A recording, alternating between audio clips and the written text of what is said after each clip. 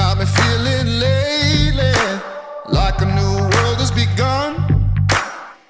There's a fire so deep in my soul, it's rising with the sun.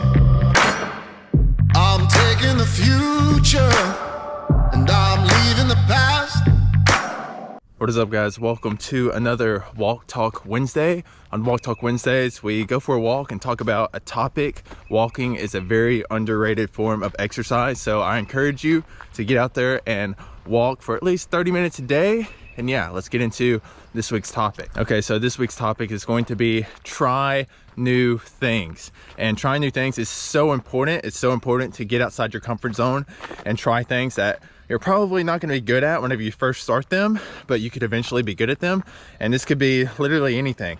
Maybe you're not set on a career, so maybe it could be a new job, a type of job that you never thought that you would end up working. Or maybe it could be a new hobby, such as walking, running, painting, creating content, literally anything. And it's definitely hard to get started trying new things at this time of age, whenever you can see other people's progress on social media. Like, you compare yourself to others. You start running maybe and you're like, damn, I really suck at running, because you compare yourself to all these people on social media that you see running who have been doing it for years and years and years, and you're not supposed to be as good as them whenever you first start running. But that doesn't mean you couldn't be as good as them or better than them if you just get into running or whatever it is you want to do, and then you just do that for years and years and years. And I'll give you a couple of examples of that. One is going to be this runner who, I think last year in 2021, broke multiple world records of running whenever he just started running whenever he was 31 years old. And a lot of people would think, hey, 31 years old is too late to get into a physical sport and be competitive like that. And it's definitely not. There are tons of people who get into running later in their years and they're just born to run, man. And that guy is Alexander Sorokin, and he broke multiple world records at the 100-mile distance. I think he ran the fastest 100 miles in under 11 hours. I think it was like 10 hours and 51 minutes. Mind-blowing. And also he ran the most amount of miles in 24 hours, which was like 191 miles in 24 hours. Again, absolutely absurd. And he started running whenever he was 31 years old, after he was like a competitive kayaker in his early years. I don't know the exact timeline, but he got injured in that, and then he spent years overeating, eating junk food, being a smoker and all this, and then he decided it's time to make a change. And at 31 he began running again. Then I believe he's 40 now, so like 9 years later he's a world record holder at running, of world records that nobody thought would be broken for decades and decades. And like, so many people have this potential that they don't even know about, and that they'll never know about because they never try new things. They never get outside their comfort zone.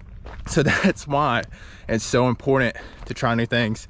Get outside of your comfort zone, because you get born to do something and you just never knew it. David Goggins has this great quote, or this great story that he tells. And if you don't know David Goggins, he used to be 300 pounds and he had to lose 100 pounds in 3 months to get into BUD/S. He's trying to be a Navy SEAL, so he's trying to get into the basic training BUD/S to be a Navy SEAL. And he had to lose 100 pounds in 3 months. And he ended up doing that and becoming a Navy SEAL after failing BUD/S a couple times. And then he became this ultra runner. He has world records and multiple things, like including the most amount of pull-ups in 24 hours.